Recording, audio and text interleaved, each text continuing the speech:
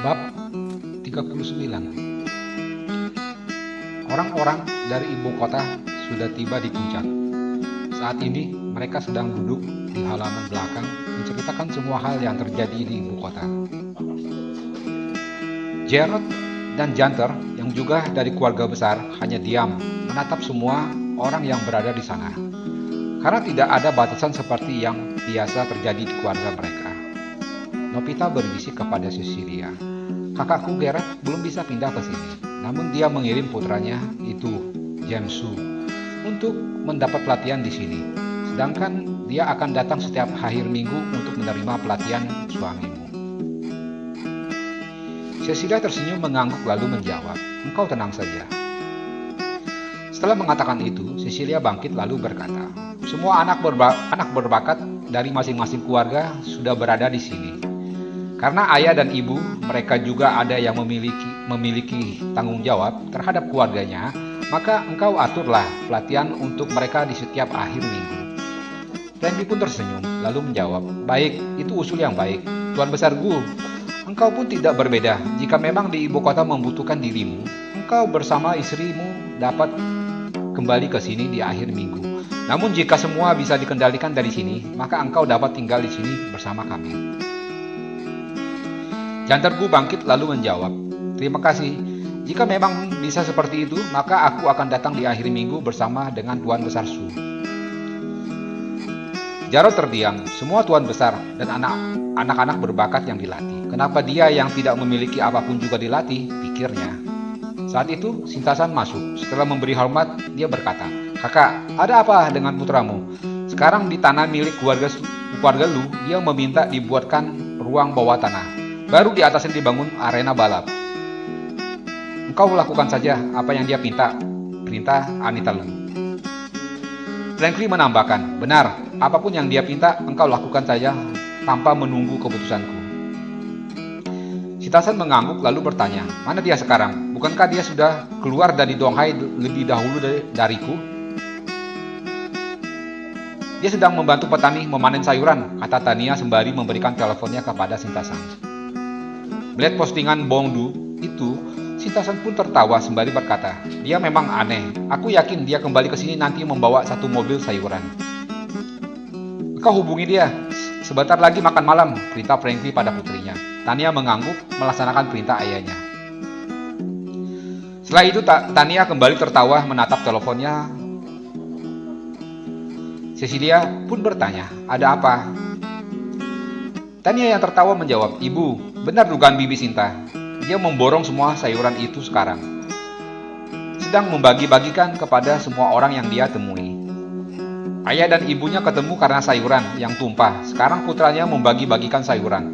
Nobitasu berkata sembari tertawa senang. Frankie dan Cecilia tersenyum mendengar canda itu. Leonie bertanya, "Apa maksudmu bertemu karena kuah sayur?" "Ibu, apakah engkau ingat dahulu waktu kakak menerima gaji pertamanya? Kita ditraktir makan di restoran Royal?" tanya Lian Chen. Leonie mengangguk. Setelah itu dia tertawa terbahak-bahak. Lalu dia pun bertanya, "Apakah dia gadis yang bajunya penuh dengan kuah sayur yang tumpah itu?" Lian mengangguk lalu menjawab, "Ibu benar. Dan dia ini yang memaki-maki kakak karena menumpahkan sayuran itu ke baju kakak ipar." Sembari menunjuk Nobitasu. Mendengar itu, Leonie kembali tertawa penuh kebahagiaan. Jodoh memang tidak akan kemana. "Ada apakah?" tanya Anita Lu penasaran. Cecilia yang wajahnya sudah memerah, sedangkan Franklin hanya tersenyum menatap orang-orang tua yang tertawa penuh kebahagiaan itu. Leonie menceritakan kejadian di waktu itu. Mendengar itu, semua orang pun ikut tertawa. "Apakah engkau tidak menyadari mereka ini yang berada di sana?" tanya Norali. Leonie menggelengkan kepalanya sembari menjawab, "Aku tidak ingat kejadian itu, jika tidak diingatkan putriku tadi." Franklin yang tersenyum pun berkata, "Hari itulah pertama kali aku bertemu dengan istriku ini, dan harus aku akui, hatiku sudah meleleh saat itu." Cecilia yang wajahnya merah seperti gadis berusia belasan tahun, menatap suaminya lalu berkata, "Kenapa engkau tidak memperkenalkan dirimu padaku waktu itu? Dan aku juga merasa tertarik padamu saat tanpa sengaja kita saling tatap." Frankie tertawa senang. "Sejak meninggalkan restoran itu, aku tidak bisa tidur karena memikirkanmu. Aku tidak memiliki keberanian untuk memperkenalkan diriku padamu karena sahabat-sahabatmu itu terus memaki habis diriku. Cecilia pun tertawa lalu menjawab, sama, aku juga memikirkan dirimu. Bahkan aku mencari dirimu untuk meminta maaf karena makian sahabatku. Semua orang pun tertawa. Tania yang baru mendengar cerita itu bertanya, apakah kejadian itu benar-benar terjadi? Cecilia mengangguk lalu menjawab, yang memaki ayahmu selain Bibi Nosumu ini, ada Linda dan Nancy. Tania tertawa lalu berkata, pantas, ayah mengajak ibu untuk berjualan sayur. Kembali semua orang tertawa. Begitulah manusia, jika mengingat masa lalu yang pernah terjadi, terkadang merasa sangat lucu jika diceritakan ulang. Sementara itu, jauh di barat, di salah satu puncak di pegunungan Himalaya yang hampir setiap waktu tertutup es, seorang pemuda dengan terpincang-pincang membawa batu besar di bahunya, menaiki puncak di mana dia tinggal bersama gurunya. Pemuda ini berusia tidak lebih dari 14 tahun, wajahnya tampan, namun menyimpan banyak kelicikan di dalam wajah itu yang ditutupi dengan senyum sinis di bibirnya. Dari kecil dia tinggal di puncak itu bersama gurunya. Dari gurunya inilah dia mendengar cerita bagaimana orang tuanya mati, dibunuh dan dia diselamatkan oleh gurunya, lalu dibawa ke puncak itu. Hingga sekarang dia tidak mengetahui nama gurunya, namun gurunya menyebut bahwa marga ayahnya adalah Sung, bernama Indra. Ayah dan keluarganya tewas dibunuh oleh Frankly dan putra pincangnya karena mereka iri pada keluarga ayahnya karena memiliki dia yang lahir sempurna. Maka kakimu pun dibuat cacat olehnya. Gurunya pun berkata waktu itu. Pemuda itu selalu mengingat nama Frankly dan putra pincangnya gitu, dan giat berlatih agar kuat untuk membalas dendam. Siapakah guru pemuda ini? Mungkin yang mengikuti cerita Dewa Frankly bisa menebaknya. Gurunya bernama Mike Sung. Walau dahulu dia menerima dipermalukan oleh Frankly dan putranya. Waktu itu dia mengaku kalah, namun dendam itu selalu dia bawa hingga saat ini. Sejak dia tahu bahwa cucu buyutnya memiliki putra, maka dia membunuh semua keluarganya lalu membuat cacat kaki putra cucu buyutnya itu, yang masih berusia 1 tahun. Dia melakukan itu untuk membalas sakit hatinya pada Frankly dan putranya dengan menyiksa cucu buyutnya, putra Indrasung yang membuat malu dirinya. Di hadapan cucunya, dia tidak mengakui namanya. Jadi bagi cucunya, dia hanyalah guru yang menyelamatkan dirinya dari pembantaian Frankly. Pemuda tadi yang membawa batu besar di bahunya tiba di puncak itu, lalu dia berkata, "Guru, batu sudah siap." Maksung yang dipanggil guru menjawab, "Engkau masuklah ke dalam gua kecil itu dan tinggal di sana hingga aku meminta engkau keluar." Sang pemuda yang bernama Chandra Sung mengangguk lalu masuk ke dalam gua kecil yang tidak terlalu dalam. Setelah berada di dalam, batu besar yang dia bawa tadi melayang dan menutupi pintu gua hingga suasana menjadi gelap gulita. "Engkau pusatkan pikiran dan kalahkan hawa panas yang menyerangmu," perintah gurunya.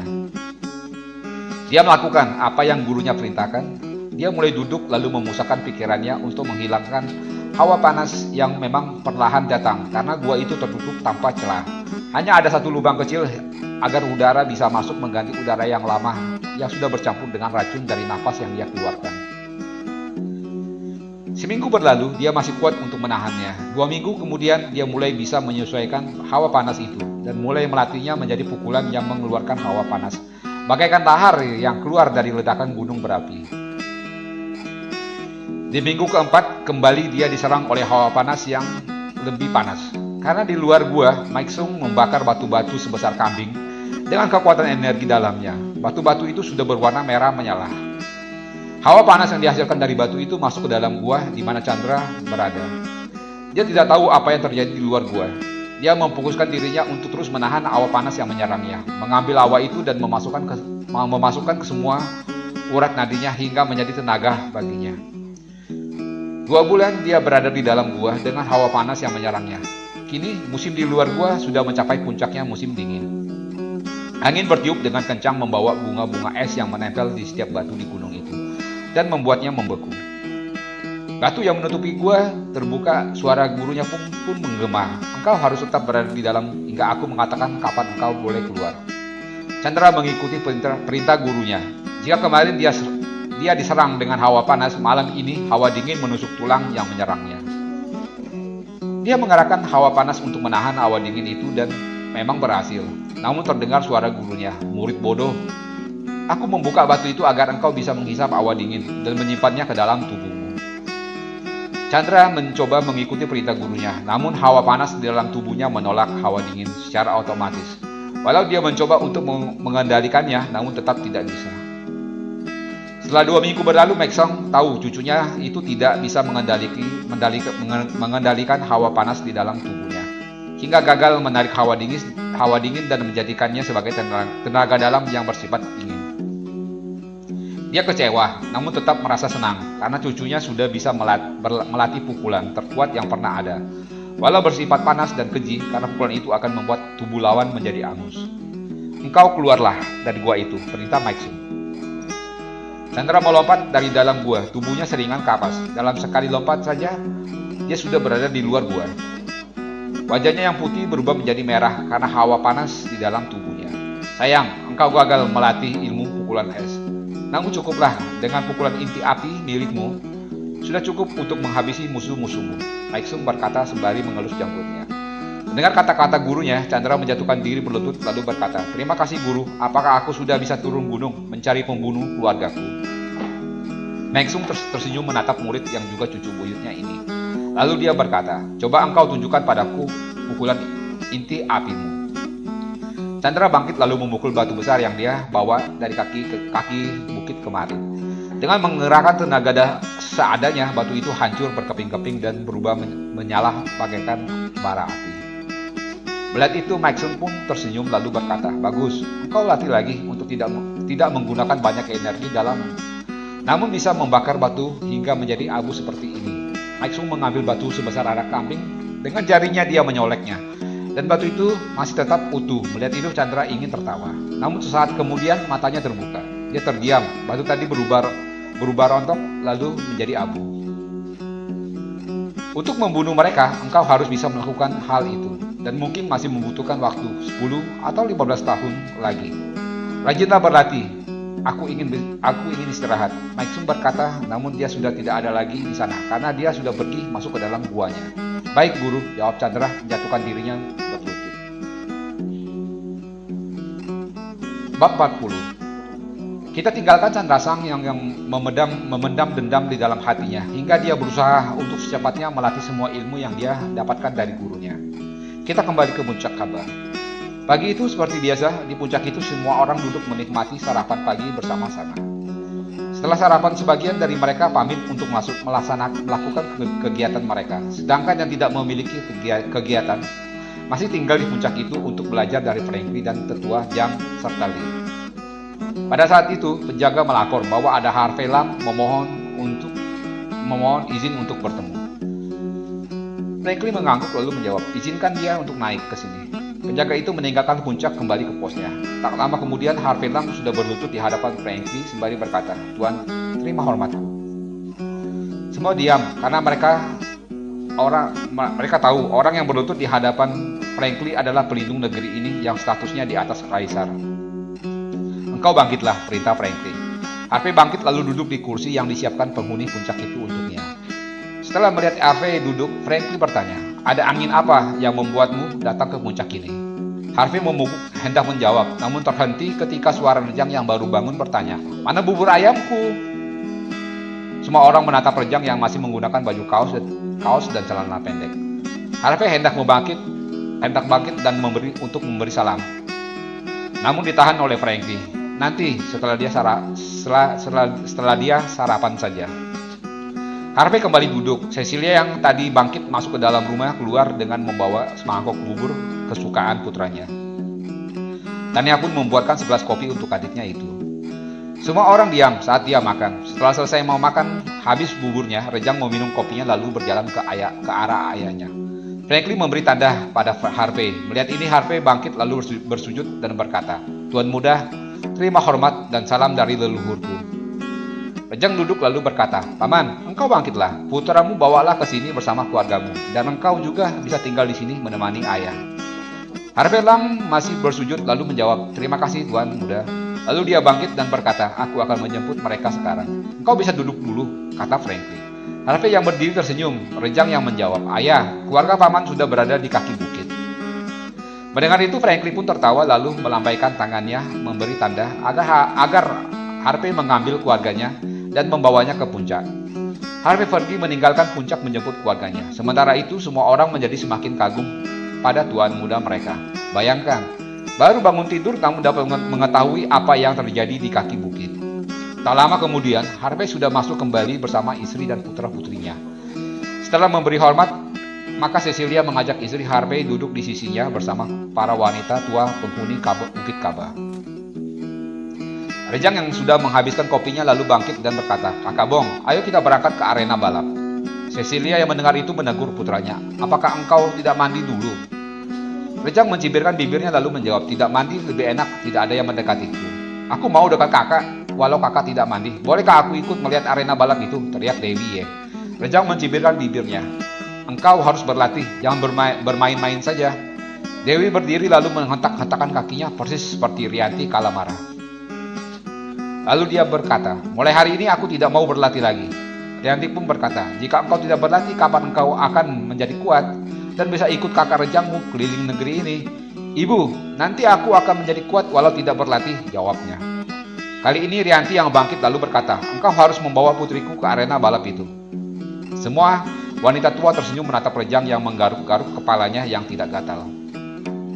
"Baiklah, tapi engkau duduk di kursi belakang," ucap Rejang, meninggalkan halaman belakang masuk ke rumah untuk berganti baju. Dewi tersenyum mengangguk. Tak lama dia sudah keluar dengan menggunakan jaket dan celana jin lusuhnya.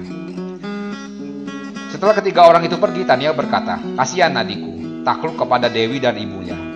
Setelah mengatakan itu, dia tertawa sendiri. Cecilia pun bertanya, "Apa yang kau tertawakan?" Tania pun menjawab, "Ibu, putri bibi kecil itu sangat licik. Setelah dia merasa bosan berada di arena itu, maka dia akan meminta adik membawanya ke tempat lain di Jiangling." Mendengar itu, Cecilia pun tertawa, begitu juga dengan yang lain. Rianti pun berkata, "Siapa dulu ibunya? Dan itu bukan licik, namun harus bisa memanfaatkan jika ada kesempatan. Jika adik kesal, maka dia akan membawa putrimu jauh dan tidak kembali lagi ke sini," kata Tania dengan wajah serius. Dengar itu, Rianti berkata dengan wajah tersenyum, "Aku akan mencarinya walau ke ujung dunia." Tania tertawa lalu berkata, "Adik, jika ingin menghilang dari dunia ini, maka tidak ada satupun yang dapat menemukannya." Memikirkan itu, Rianti panik, mengambil teleponnya untuk menghubungi Rejang. Namun Cecilia yang tertawa memegang tangannya. "Putriku hanya menggodamu. Putraku tidak akan membawa putrimu jauh, karena dia tidak akan sanggup mengurus putrimu itu," kata Cecilia sembari tertawa. Begitu juga dengan yang lain kembali ikut tertawa. Franklin pun tersenyum mendengar canda mereka. Lalu dia bertanya kepada Harvey, "Engkau tidak datang ke sini begitu saja, bukan?" Harvey mengangguk lalu menjawab, "Tuan besar, benar. Aku datang karena perintah leluhur." Mendengar jawaban Harvey Lam, para wanita yang sedang tertawa menggoda Rianti itu pun diam. Mereka ingin tahu apa alasan sebenarnya. Franklin diam. Melihat ini Harvey tahu, maka dia melanjutkan penjelasannya. "Leluhur memerintahkan kepadaku agar pergi dan tinggal di Jiangling dan menyerahkan putraku untuk Tuan latih." Harvey berdiri membawa putranya yang masih berusia 7 tahun ke hadapan Franklin. Anak laki-laki itu pun berlutut lalu berkata, "Kakek guru, cucu murid Elang Lam memberi hormat padamu." Franklin pun tertawa lalu menjawab, "Engkau bangkitlah." Anak laki-laki bernama Elang itu bangkit lalu duduk di sisi ayahnya. "Mengapa leluhurmu memerintahkan seperti itu?" tanya Franklin. Harvey Lam kembali menjawab, "Leluhur mengatakan bahwa dia mencium aura tuan muda di beberapa titik di utara, yang berarti tuan muda sudah mulai bergerak." Franklin paham, namun dia ingin tahu sejauh apa Harvey mengetahuinya. Lalu dia kembali bertanya, "Bergerak untuk apa?" "Maaf tuan, aku tidak tahu maksud leluhur mengatakan itu. Namun ada satu hal yang penting yang leluhur katakan padaku," jawab Harvey Lam. "Apa itu?" tanya Franklin lagi. Harvey diam menatap ke semua orang. Franklin pun berkata, "Di sini tidak ada orang lain. Engkau dapat mengatakannya."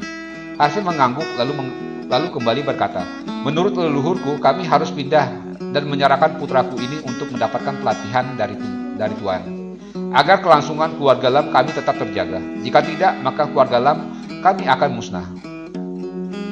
Semua diam mendengar jawaban Harvey Lam. Mereka sudah tahu apa yang akan terjadi. Namun bagaimana leluhur keluarga Lam dapat mengetahuinya? Ini yang menjadi pertanyaan sebagian orang di puncak itu. Engkau ingat ketika putraku masih kecil, leluhurmu turun dan mengunjunginya, tanya Franklin. Arvela mengangguk karena dia memang mengingat hari itu di mana pertama kalinya dia melihat leluhurnya itu. Franklin pun tersenyum lalu kembali bertanya, apa yang leluhurmu katakan saat bertemu dengannya? Harvey coba mengingatnya, namun istri Arvela bangkit lalu menjawab. Saat itu leluhur bertanya, pada tuan muda, apakah sudah saatnya? Dan apa jawaban putraku waktu itu? Tanya Franklin. Harvey menjawab, dia berkata, jika sudah tiba waktunya, dia akan memberi tanda, dan datanglah ke pantai di selatan. Franklin mengangguk lalu berkata, putraku sudah memberikan tanda untuk leluhurmu, dengan meninggalkan auranya di utara. Jika leluhurmu memutuskan mengirim engkau sekeluarga ke sini, maka kalianlah yang akan ikut ke selatan. Ada apa di selatan? Tanya Harvey penasaran.